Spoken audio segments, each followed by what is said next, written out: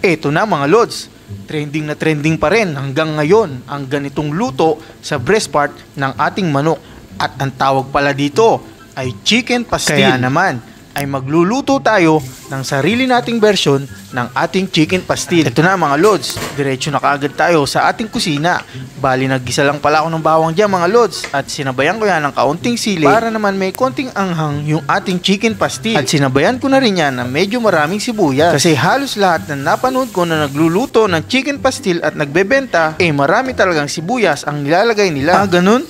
At ito na yung ating pinaghimay-himay na breast part ng ating manok. Bali nilaga ko muna yan mga lods bago ko yang himay-himayin. At tinakpan ko din yan ng panandaliang oras. At pagkatapos nun mga lods, bali nilagay ko na yung ating pampalasa. Yan ko lang yan ng isang chicken cubes at sinabay ko na yung toyo.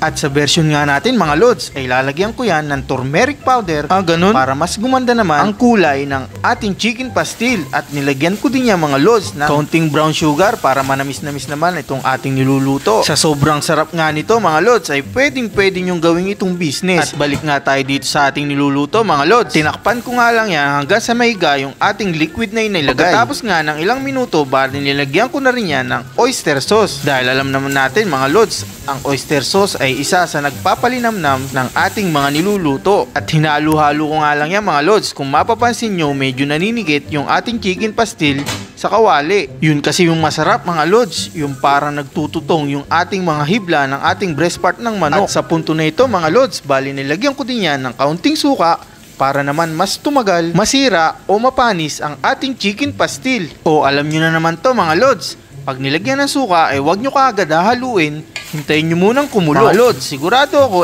kayang-kaya nyo din lutuin ito. At para ka nga lang nag-aadobo dito mga lods. At isa pa doon ay napakasarap talaga ng ganitong luto. At napakatipid nga rin palang iulam nito. Tipong amoy-amoy mo lang pwede ka na sumubo ng kanin.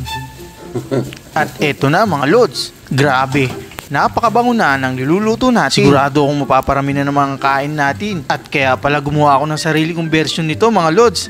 Dahil nandito ako sa ibang bansa, wala kasing nagtitinda dito ng mga ganyan. Hindi katulad sa Pilipinas, kaliwat kanan ang nagtitinda ng mga ganyan luto. Ganun? Kaya tara mga lods, tikman na natin ang ating nilutong pastil. Tirahin na natin to, baka tirahin pa ng iba baka maunahan pa tayo ng pusa. At syempre mga lods, hindi naman makukumpleto ang chicken pastil kung walang kanin. Grabe, habang niluluto ko to, talagang napakabango na, abot hanggang dun sa kapitbahay. At dadagdagan pa natin yan ng sili para namang mas matuwa yung inaalagaan nating almond. Ito na mga lods, titikman na natin ang ating ginawang chicken pastil. Grabe, itsura pa lang, nakakatakam na. At habang ini-edit ko nga to mga lods, nagugutom na naman ako. O paano mga lods, first bite para sa inyo lahat. Sigurado pagkatapos kong mag-edit, kakain na naman ako nito mga lods. Grabe, napakasarap talaga ng ganitong luto sa manok. Sa totoo lang, pangalawang beses ko nang luto to mga lods dito sa chicken pastil. At talagang uulit-ulitin mo mga lods kasi grabe, napakalinamnam at napakasarap pa. At kung nakaabot ka sa part ng video na to mga lods, sigurado natatakam ka na. Syukran habibi!